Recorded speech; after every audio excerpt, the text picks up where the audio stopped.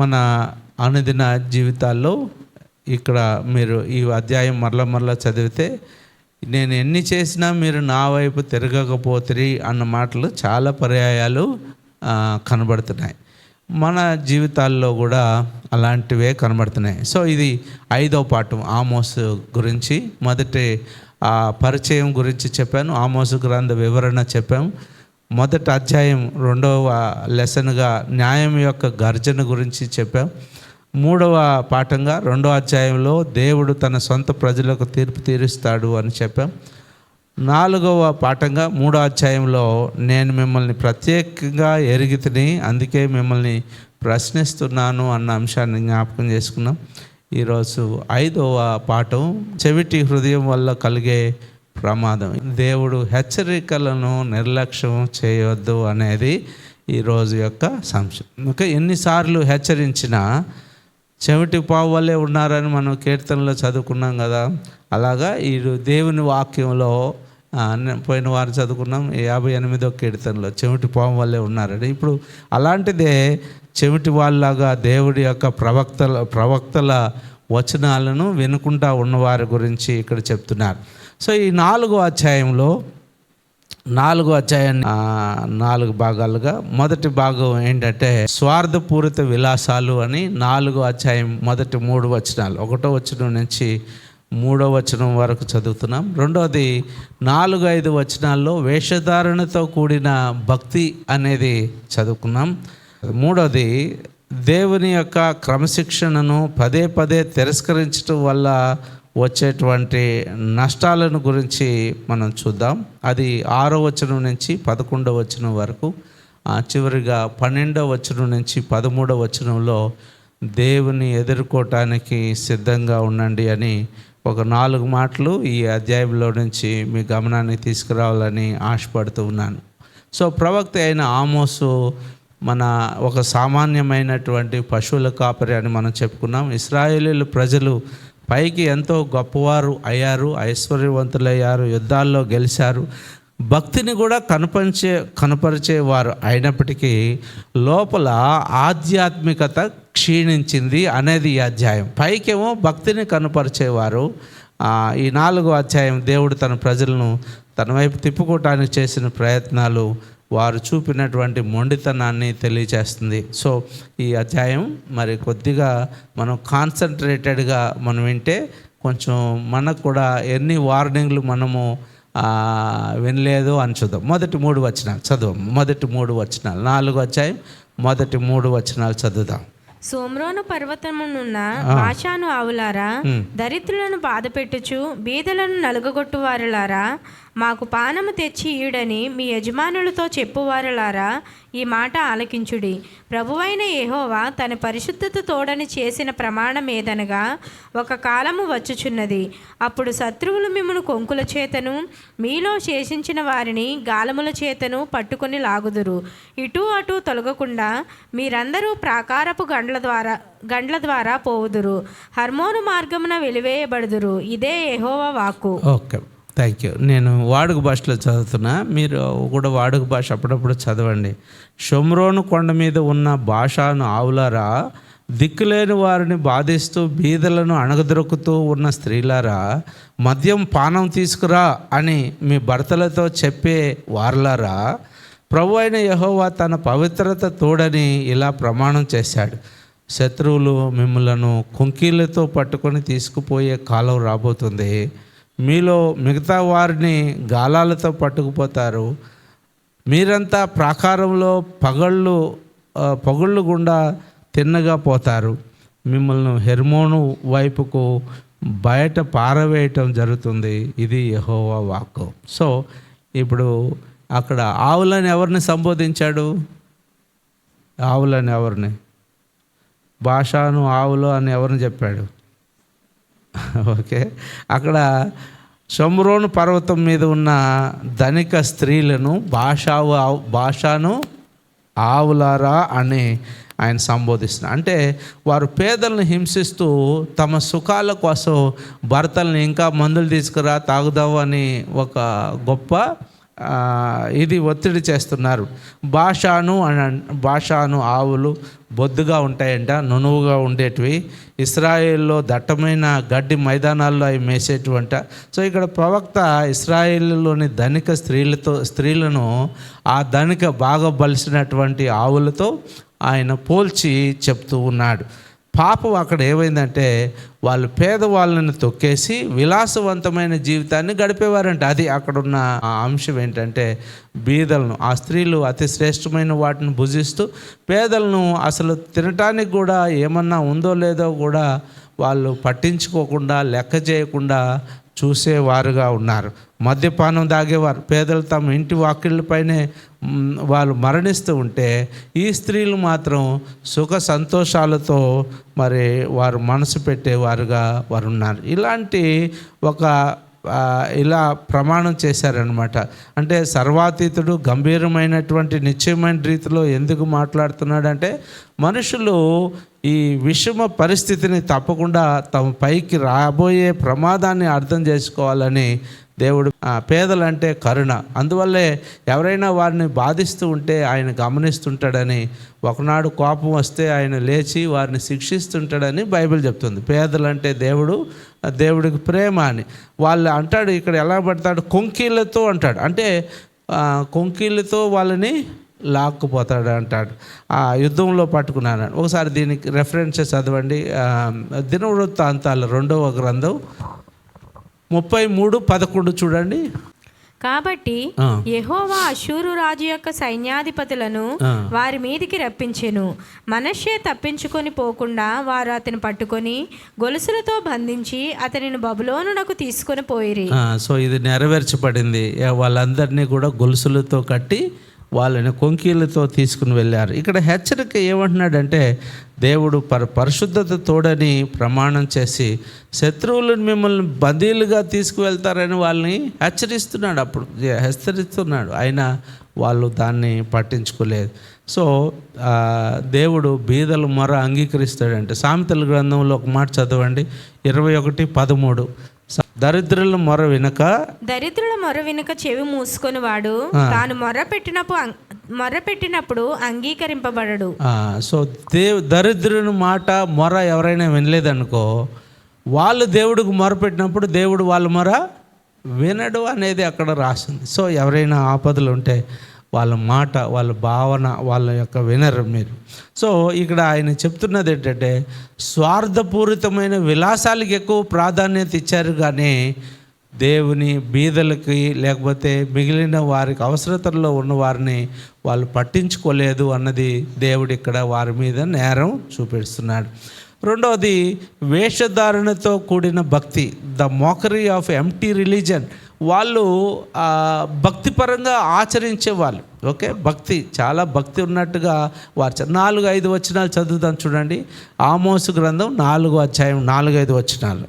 బేతేలునకు వచ్చి తిరుగుబాటు చేయుడి, గిల్గాలునకు పోయి మరీ ఎక్కువగా తిరుగుబాటు చేయుడి. ప్రతి ప్రాతకాలమున బలులు తెచ్చి 3 దినములకు ఒకసారి దశంభాగములను తెచ్చి అర్పించుడి. పులిసిన పిండితో స్తోత్రార్పణ అర్పించుడి. స్వేచ్ఛార్పణను గూర్చి చాటించి ప్రకటన చేయుడి.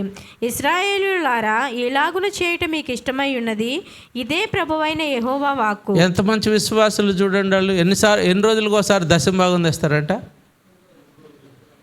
మనం నెలకు కూడా ఒకసారి తేవ, అది వేరే సంగతులే, కానీ నెలకు కూడా ఒకసారి.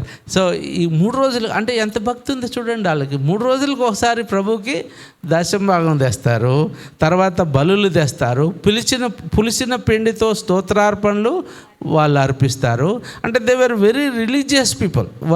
వాళ్ళు ఎలాంటి రిలీజియన్ అంటే దేవుడు అంటే చాలా భక్తిగా వాళ్ళు ఉన్నట్టు వాళ్ళు ఉంటారు. కానీ దేవుడు ఏమంటున్నాడు తెలుసా, ఈ భక్తిని ఆయన ఇష్టపడట్లేదు.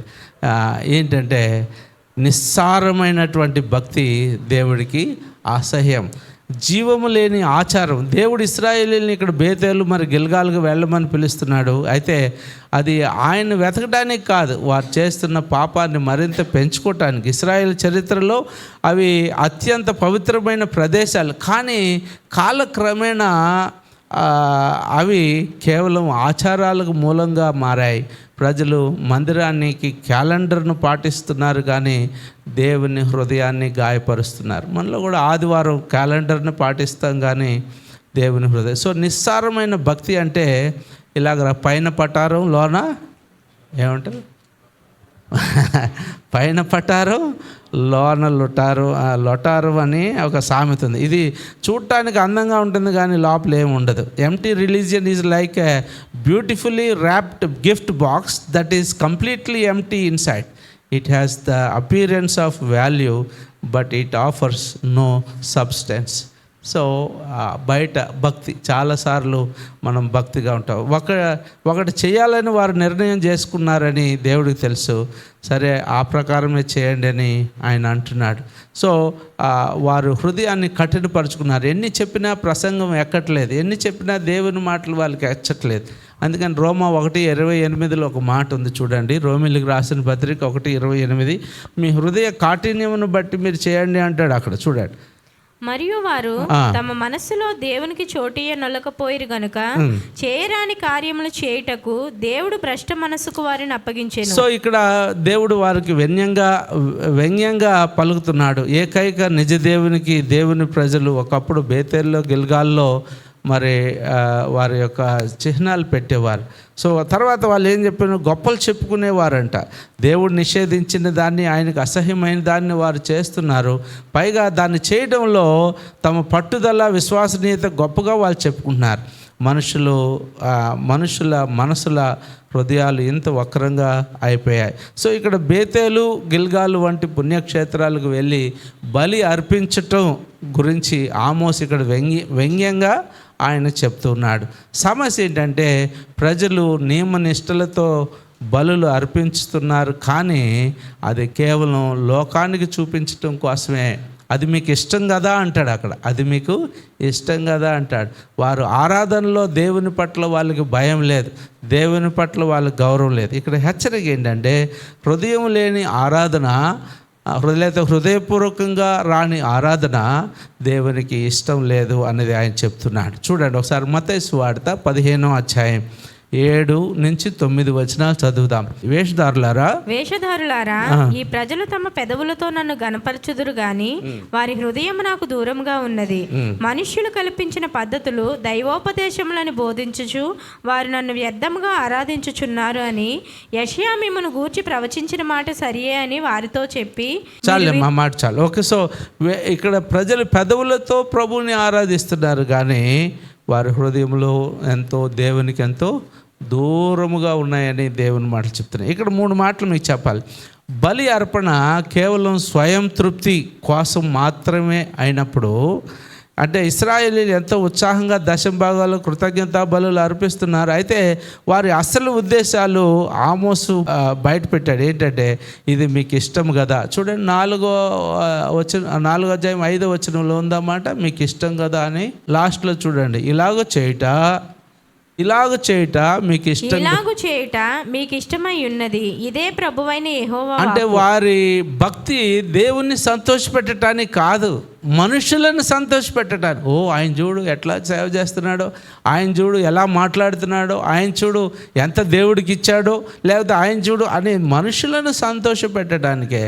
ఇక్కడ అది వారి స్వంత తృప్తి కోసం లేదా సమాజంలో భక్తులని పిలువబట్టడం కోసం వాళ్ళు చేస్తున్నారు. వాళ్ళు చాలా గొప్ప వాళ్ళని పిలువబట్టడం కోసం. మొదటి సమూయేలు 15:22 చూడండి. సౌలు గురించి ఏం చెప్తాడంటే, సౌలు గురించి ఏం చెప్తాడంటే, అందుకు సమూయేలు తాను సెలవిచ్చిన ఆజ్ఞను ఒకడు గైకొనుట వలన యెహోవా సంతోషించినట్లు ఒకడు దహన బలులను అర్పించుట వలన ఆయన సంతోషించున. ఆలోచించుము, బలులు అర్పించుట కంటే ఆజ్ఞను గైకొనుటయు, పొట్టేళ్ల క్రొవ్వు అర్పించుట కంటే మాట వినుటయు శ్రేష్టము. సో ఆచారం ఇంపార్టెంట్ కాదు, అక్కడ ఆయన మాట వినటం ఇంపార్టెంట్. బలుల కోసం అమాలేకీయులు చంపమన్నది మొత్తం చంపకుండా కొన్ని పెట్టాడు ఆయన. సో చాలామంది ఆచారానికి ప్రాముఖ్యత ఇస్తున్నారు కానీ హృదయపూర్వకమైన విధేయత దేవుని కొరకు వారు ఇవ్వటం లేదు అంటాడు. సో మొదటిది స్వయం తృప్తి కోసం భక్తి, రెండవది, అర్థం లేని ఆరాధన గొప్ప శబ్దంగా చేస్తారంట. మన జీవితంలో న్యాయం, కరుణ లేనప్పుడు మనం పాడే పాటలు హోరుగా ఉంటాయి. లేకపోతే మనం ఇచ్చే కానుకలు పరిమాణాన్ని కానీ చూసి దేవుడు మురిసిపోతాడని అనుకుంటాం. సోమవారం నుండి శనివారం వరకు మన పొరుగు వారిని ఎలా చూస్తున్నామో పట్టించుకోకుండా ఆదివారం ఉదయమే భక్తిగా కనపడుతూ, లేకపోతే మనం దేవుడిని పరిచే వారేముగా మనం వస్తున్నాము అన్నట్టుగా మనం వస్తే దేవుడు దాన్ని అసహించుకుంటున్నాడు అని అంటున్నాడు. యెషయా గ్రంథం 1:13 చూడండి. ఈ నైవేద్యము వ్యర్థము, అది నాకు అసహ్యం పుట్టించు ధూపార్పణము, దాని నికను తేకుడి. అమావాస్యయు విశ్రాంతి దినమును సమాజ కూట ప్రకటనమును జరుగుచున్నవి. పాపుల గుంపు కూడిన ఉత్సవ సమాజమును నేను ఓర్చజాలను. సో అస్సలు ఓర్చజాలను అంటున్నాడు ఆయన. మీ నైవేద్యములు వ్యర్థం, అది నాకు అసహ్యం అంటున్నాడు. మీ కానుక నాకు అసహ్యం అంటున్నాడు దేవుడు. ఎందుకు తెలుసా? నీ హృదయం దేవుడికి ఇవ్వకుండా, దేవుడికి నువ్వు పనిచేసినా, దేవుడు పనిచేసినా. కొంతమంది దేవుడు పని చేస్తున్నామని పేరు చెప్పి వాక్యం వినరు, దేవుడు పని చేస్తున్నామని పేరు చెప్పి ఆరాధించరు, దేవుడు పని చేస్తున్నామని పేరు చెప్పి దేవుని మందిరంలో కూర్చోరు వాళ్ళు. అలాంటి వారికి కూడా హెచ్చరిక. అది దేవుడికి, నువ్వు ఎంత పని చేసావని దేవుడికి ఇష్టం లేదు. నువ్వు ఎంత దేవుని పని చేయాలి కానీ ఉండే. సో కీర్తన 51:17 ఏమంటాడంటే, విరిగి నలిగిన మనసే దేవునికి ఇష్టమైన బలులు దేవా, విరిగి నలిగిన హృదయము నీవు అలక్ష్యం చేయవు అని అంట. ఒక దైవజనుని గురించి నిన్ననే నేను చదువుతూ ఉన్నప్పుడు, జాన్ వెస్లీ అనే దైవజనుడు, ఎవరైనా జాన్ వెస్లీ మా ఊర్లో లేడంటారా? జాన్ వెస్లీ మెథడిస్ట్ సంఘ స్థాపకుడు. మీరు మర్చిపోకూడదు. మన భారతదేశం మేలుకో పుస్తకంలో ఆయన గురించి ఉంది. ఆయన గుర్రం మీద చాలా లక్షల కిలోమీటర్లు తిరిగారు అని రాస్తుంటుంది బైబిల్లో. ఆయన ఏమన్నాడంటే, పాస్టర్ గారు ఆయన దినాల్లో చర్చి దగ్గర నిలబడి, నువ్వు మారు మనసు పొందావా లేదా, మారు మనసు పొందితేనే లోపటికి రా అని అడగమన్నాడు. ఒకసారి వీడియో ప్లే చేస్తాను నీకు. చాలా పెద్ద వీడియో, అరగంట వీడియో, కానీ 2 నిమిషాలు మీకు ప్లే చేస్తాను చూడండి. జాన్ వెస్లీ గారిది. Okay, will see that. నా మాటలు కాదు, జాన్ వెస్లీ గారి మాటలు. My dear friends, after decades of preaching to hundreds of thousands across England and America, I must share with you a troubling observation that weighs heavy upon my heart. The vast majority of those who call themselves Christians have never experienced what our Savior himself declared absolutely essential. Ye must be born again. They attend services, recite creeds, and perform religious duties, yet remain strangers to that divine transformation which alone can save the soul from sin and death. This is not mere opinion, but the settled conviction of one who has witnessed both the counterfeit and the genuine article. Tonight, I speak to awaken you to this sobering reality, that what passes for Christianity in our churches is often nothing more than the form of godliness while denying its power. But take heart, for I also bring you the blessed assurance that every soul may experience this supernatural birth through the appointed means of grace. The question is not whether God is willing, but whether you will seek him with all your heart until you find him. Chapter 1. అదంతా అధ్యాయం చాలా బాగుంటాయి. ఆయన అంటున్నాడు, నువ్వు చర్చికి వచ్చినందుకు దేవుడికి సంతోషం లేదంట. నువ్వు మారు మనసు పొంది దేవుని బిడ్డగా వచ్చినందుకే దేవుడికి సంతోషం. ఆచారాలు చేసినందుకు దేవుడికి సంతోషం లేదు. నువ్వు ఆయన ఆత్మపూర్ణంగా నడుచుకుంటే దేవుడికి సంతోషం.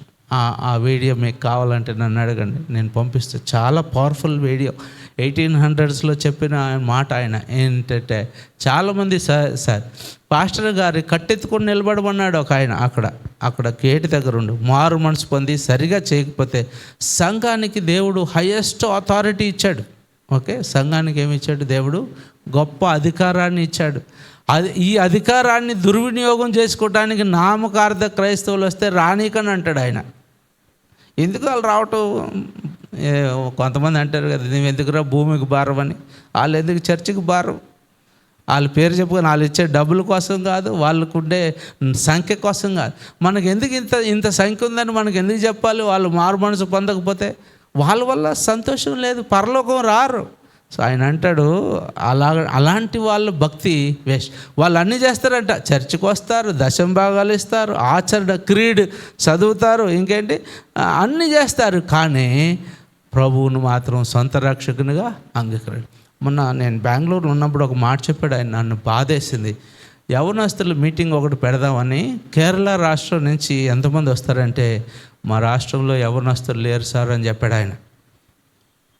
మా రాష్ట్రంలో యవనస్తులు లేరంటే యవనస్తులు లేరని కాదు, దేవుణ్ణి ఎరిగిన యవనస్తులు లేరన్నాడు ఆయన. అంటే ఒకప్పుడు క్రిస్టియన్ రాష్ట్రంగా ఉండిన కేరళలో ఇప్పుడు దేవుని ఎరిగిన యవనస్తులు లేకపోవటానికి కారణం ఒక ఆచారబద్ధకమైనటువంటి సంఘాలు. ఇది నాన్న ఎంతోమంది ఉన్నారు. ఆమోస్ అదే బాధ, మీరు ఆచరిస్తున్నారని దేవుడికి సంతోషం లేదు, ఆదివారం గుడికి వస్తున్నారని సంతోషం లేదు. దేవుడు పని ఏమన్నా చేస్తున్నావా? దేవుడి కోసం ఎంత ప్రయాసపడుతున్నావు?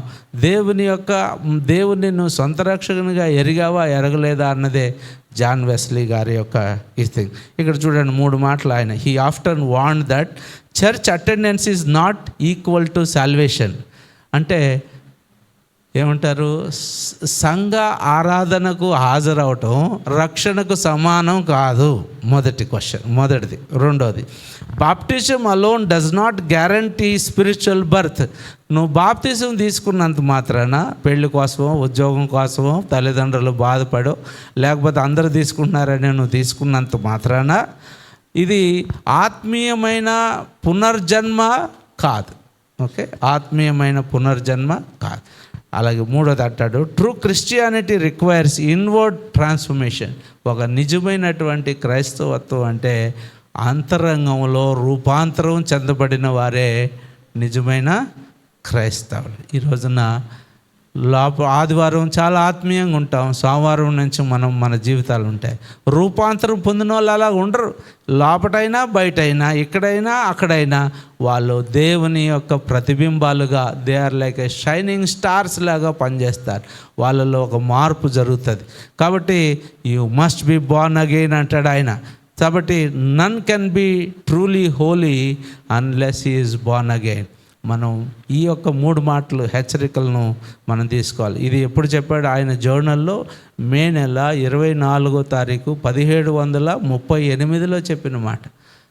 అది నేను కోట్ చేశాను. ఆఫ్టర్ హిస్ ఆల్డర్స్ గేట్ ఎక్స్పీరియన్స్లో ఆయన చెప్పినటువంటి మాట. సో ప్రియమైన దేవుని బిడ్డలారా, ఈ దినం మన దగ్గర కూడా అలాంటి ఆచారకరమైన సంఘాలు మన దగ్గర ఉన్నాయి, విశ్వాసులు మన ఉన్నాయి. ఇలాగా మంది పెంచుకోవటానికి సంఘానికి రానక్కర్లేదు. మీరు రాకండి, రేపు నుంచి యేసు ప్రభువుని సొంత రక్షకునిగా అంగీకరిస్తేనే మందిరానికి రావాలి. ఏదో వాళ్ళు వస్తున్నారు నేను వస్తున్నానంటే పరలోకం వారు, మీరు మందిరానికి రావచ్చు. That does not guarantee to you to go to heaven కదా. ఒక నిజమైనటువంటి మార్పు చెందిన వారుగా ఉండాలి. ఆచారపరమైన వారు ప్రభువుకి ఇష్టలు కాదు, కానీ ఆయన హృదయపూర్వకంగా ఆరాధించి ఆయనకు విరిగి నలిగిన హృదయంతో ఆయన సేవించేవారే ఆయనకి ఇష్టమైన వారు అన్నది దేవుని వాక్యంలో ఆమోస్ ఇక్కడ తెలియజేస్తున్నారు. ఓకే, 4వ అధ్యాయంకి వచ్చేద్దాం. 3వ పాయింట్, దేవుని యొక్క క్రమశిక్షణను పదే తిరస్కరించారు అని అంటాడు. ఓకే, మనం అది చదవట్లేదు, అక్కడక్కడ చదువుతాం మరా, వీ డోంట్ హ్యావ్ టైం. దేవుని క్రమశిక్షణ, the repeated rejection of God's discipline. ఎన్నిసార్లు దేవుడి వాక్యం మనకు చెప్పబడింది, ఎన్నిసార్లు మనం దాన్ని చేస్తాం రేపు నుంచి అని చెప్పి మానేసిన వాళ్ళం ఎన్నిసార్లు దేవుడు తన ప్రజలు తన వైపు మలుతారని 5 రకాలైన విపత్తులు పంపాడంట. ప్రతి విపత్తు తర్వాత దేవుడు బాధతో చెప్పిన మాట, అయినా మీరు నా తడి తిరగలేదంటాడు. అయినా మీరు నా చూడండి, మొదటిది వాళ్ళకి ఏమి విపత్తు పంపించాడంటే క్షామము పంపించాడంట. 6వ వచనం చదువమ్మా. మీ పట్టణములన్నిటిలోనూ నేను మీకు దంతశుద్ధి కలుగజేసినను, మీరున్న స్థలములన్నిటిలోనూ మీకు ఆహారం లేకుండా చేసినను, మీరు నా తట్టు తిరిగిన వారు కారు. ఓకే, సో అక్కడ ఫ్యామిన్ దేవుడు వాళ్ళకి ఏమి కలుగజేశాడు? కరువు పరిస్తే, అయినా ఆహారం లేకపోయినా పళ్ళు శుభ్రంగా ఉండటం మరి వాళ్ళు ఉంచుకున్నారు. మొదటిది ఆహారం లేకుండా చేశాడు, కరువు వచ్చింది వాళ్ళకి. రెండోది ఏంటంటే అనావృష్టి వచ్చింది. ఒక ఊరిలో వర్షం కురుస్తుంది, మరో ఊరిలో వర్షం కురవలేదు. 7-8 వచనాలు చూడండి. ఒక ఊరిలో వాన కురుస్తుంది, ఒక ఊరిలో పంట పడుతుంది, ఇంకొక ఊరిలో పంట పడుతా. మరియు కోతకాలమునకు ముందు 3 నెలలు వాన లేకుండా చేసి తిని ఒక పట్టణం మీద కురిపించి మరి ఒక పట్టణం మీద కురిపింపకపోతిని. ఒక చోట వర్షం కురిసెను, వర్షం లేని చోటు ఎండిపోయాను, అయినా మీరు నా తోటి తిరగలేదు అంటాడు. ఓకే, మూడోది అక్కడ అంటాడు పంట నాశనం చేశాడంట. Blind and lotuses gardens and vineyards destroy, మిడతలు తెగుళ్ళ ద్వారా తోటలు నాశనం చేశాను అంటాడు. 9వ వచనం చూడండి. మరియు మీ సస్యములను ఎండు తెగులు చేతను కాటుక చేతను నేను పాడు చేసి తిని, గొంగలి పురుగు వచ్చి మీ విస్తారమైన వనములను, ద్రాక్ష తోటలను, అంజూరపు చెట్లను, ఒలీవ చెట్లను తినివేశను. అయినను మీరు నా తట్టు అయినను అన్న మాట అక్కడ మీరు ఎన్నిసార్లు చూడండి, ఎన్నిసార్లు అయినా మీరు నా వైపు తిరగలేదు అంటాడు. 4వది అక్కడ అంటాడు 10వ వచనంలో, తెగుళ్ళు మరి యుద్ధం మీ మీదకి తీసుకొచ్చాను. ద స్ట్రెంగ్త్ ఆఫ్ క్యాంప్ అంటే యవనస్తులు చనిపోవటం, పాలెంలో కంపు కొట్టడం అది జరిగింది, అయినా మీరు రాలేదంటాడు. చూడ 10వ వచనం కూడా చదవమ్మా. మరియు నేను ఐగుప్తీయుల మీదకి తెగుళ్ళు పంపినట్లు మీ మీదకి తెగుళ్ళు పంపితిని.